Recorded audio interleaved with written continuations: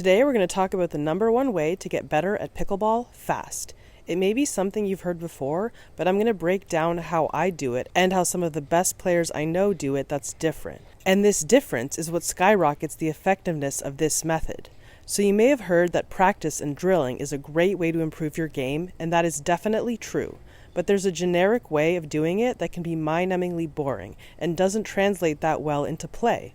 I'm going to show you how to do it in a very specific and particular way that's really going to accelerate the process of your skill improvement and thus your success with the shots that you're working on to be able to get them into your gameplay sooner and start using them to win more sooner. It's just a smarter way and exponentially more fun way to get the job done and in less time because you're actually developing two skills at once. Don't worry, I'm going to break all of that down for you in this video. I'm Nicole Havlicek, this is PrimeTime Pickleball. Let's dive into today's topic. Missing one of our videos is like missing an easy put-away. Don't let that be you. Subscribe now. Now we're going to get to all the specifics of this rapid way to improve in just a moment, but first I want to give some context as to why just playing in regular games won't get you where you want to go if you really want to jump to those higher levels of play, like 4.0 and above. It's always really important to know why it's time to do something differently if we want a different result than what we're currently getting. Now, the reason that playing games alone does not suffice when you're trying to level up your game is for a couple of reasons. Number one is that when you're playing, especially in doubles, as is predominantly played at the recreational level, you have a partner, so your partner's going to get a lot of touches as well. And of course, that's not a bad thing. In the social setting of the game, you want everyone to be involved in the action. But the downside of that for your personal development and getting better at your game is that they do get some touches, so you're not getting 100% of the touches. So you're hitting less shots like per minute and per hour than you would be in a drilling session. So you'll get so many more repetitions because in drilling you can set it up so that you're the only player on your side. Even if it's drilling for doubles, it makes sense to just drill with another person. So you get the maximum amount of reps per minute, so you can get a lot more done in like even just a half-hour session. You get a lot more touches in than when you're playing a game. And the other reason is that for everyone's game individually, they have specific and individual things that they are strong at and that they are weak at. The things that you want to and need to work on are going to come up in gameplay, certainly, but not as often as you need to work on it and really hone that skill and figure it out, hit it once this way. If it doesn't go well, you get another one right away. That's in drilling. In gameplay, you hit your weak shot and you missed it, and you might not see that shot again for a while because the ball might not even come to you for a couple of points. And if it does, you may get that shot and you may not get that shot. So the amount of reps, not only in total, as I mentioned in the previous point, but the amount of reps you're getting per skill that you actually are needing to work on in order to make a difference in your game is very little and will make hardly a dent in what is needed to get that skill leveled up fast. So in a drilling session, you can create drills that will isolate that skill right off the feed out of the gate. And you're seeing that rep after rep after rep after rep. That's really going to go a long way towards helping you improve things quickly because you're going to hit a shot, assess and adjust right away. Assess and adjust right away. That assessment and adjustment is really how our new skills are developed and gelled. Is that you need some immediate feedback and then you need to be adjusting off that feedback right away.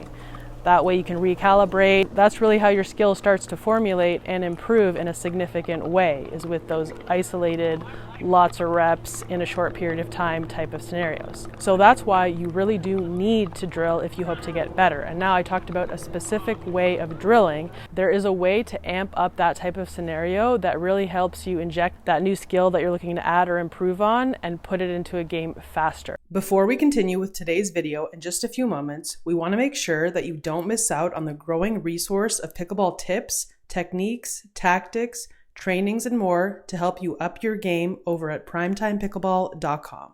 Be sure to jump on over there to stay up to date with cutting-edge pickleball information, all designed to help you get the tools you need to become the player you want to be. Visit primetimepickleball.com today. And it's with constraint-based games. So what does that mean? Okay, so we already talked about the constraint part. Maybe you want to work on your third shot drop. So you go position yourself at the baseline, you have a partner position themselves at the non-volley zone line, and they feed you a drop, you drop it in, and they send another one deep so you can continually drop. And of course, they can have a turn as well where you're up at the non-volley zone line and they're dropping. Let's assume that you are alternating because that's a good idea. You want them to be able to get work in on whatever skill that it is they want as well. It might be something different entirely and they'll get their turn. So that's the constraint part, is that you start in the situation that you're looking to work on. You don't start with a serve and return type situation as points do. You constrain it and isolate it so that the feed comes right into that skill that you're working on, and you start every feed that way. So that's the constraint portion. And I remember I said constraint-based games. So the games portion is that you can then score that scenario. So let's say, again, let's go back to that example. You're at the baseline working on your drops. They're at the non-volley zone line working on being able to keep a player back. So they definitely still are working on a skill. Now, you could just say play a game to 5. But that doesn't really work for that type of situation. There's another option that works better.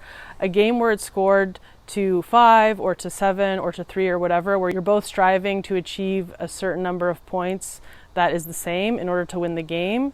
That can work when you guys start off the point in an equal setting. Like maybe you're both at the non-volley zone line and you start both out of the dinking scenario, and then you play a game from that position. You start off equal, so you can score a game to 5 in an equal type of scenario from the start when neither player has an advantage. But when you're starting in this way, when you're the dropper and there's someone at the non-volley zone line, they have an advantage. They're in the stronger position, they're up at the line, you're attempting to neutralize and come in and meet them at the net. You're at the baseline hitting a tougher shot. A drop is definitely tougher than what they're doing, which is trying to keep you back. So a great way to deal with that is they have to win more points than you do in order to win the game. And a very good kind of balanced type of scoring system for that is that they have to score 11 points because they're in the advantageous position, and you only have to score 7 because it's going to be harder for you to win points because you're in the disadvantage from where you're starting. If you're enjoying this video, please go ahead and hit that like button and subscribe to this channel, and also hit that notification bell icon so you can be notified anytime we release a new video.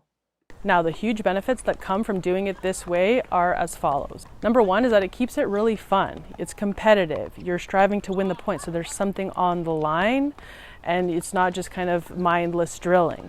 It's gamified, and when things are gamified and competitive, they kind of automatically become more fun, especially for a pickleball player who is already out there competing and they like pickleball. Typically, they're going to find gamifying things more fun.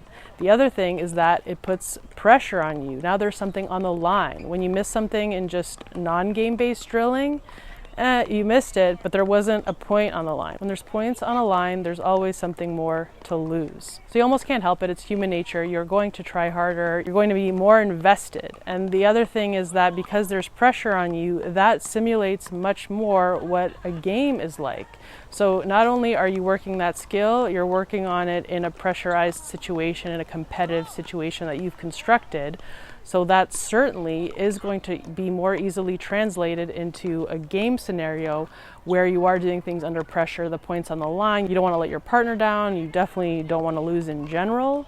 So if you drill in this gamified way, it adds another layer of really skill on top of just the skill of being able to execute the shot. You have to be able to execute it under pressure when there are points on the line. That right there, that combination is what's going to make it much easier to inject into regular gameplay when the factor of that pressure is also present. There's a lot of benefits to doing it this way, as I've discussed. So if you already are doing drills, great. Try to gamify them as much as possible. You can start out with just when you're really trying to focus on getting the stroke right, you can start out with not gamifying it. But then when you get to that point where you know how to hit it and you're hitting it correctly, you can start to inject the gamification into it to really level up that skill even more and more and more and make it so that it does show up for you in competition. And if you're not drilling at all, but you know you should and you kind of want to, but there's something holding you back, then this is a great way to make it more fun, and you'll be more likely to get yourself to the courts, drill the shots you need to work on,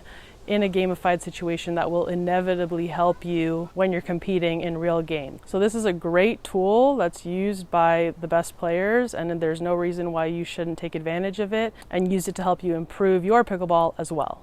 I want to give a shout out to Julie Heitman and her Fired Up Friday training group out of Concord, California, who get together every Friday for 2 hours of practice. They start with traditional drilling to really focus on getting the technique of a skill down. Then they roll into game-based drilling like I covered here today. And then they cap off the end of their session with full pickleball points to bring everything together. It's no surprise that they routinely win medals at tournaments. If you can find such a group in your local area, that will really make a difference in your game. If there isn't one, then consider starting one. Or you can certainly do all of this with a training buddy. Get out there and give it a go.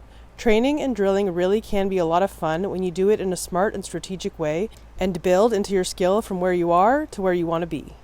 If you enjoyed this video, please like, comment, and share. For more pro player pickleball tips, techniques, strategies, and more on how to take your game to the next level, please visit primetimepickleball.com. You'll find a clickable direct link in the video description below. Thanks for watching. We'll see you in the next one, and until then, happy pickling.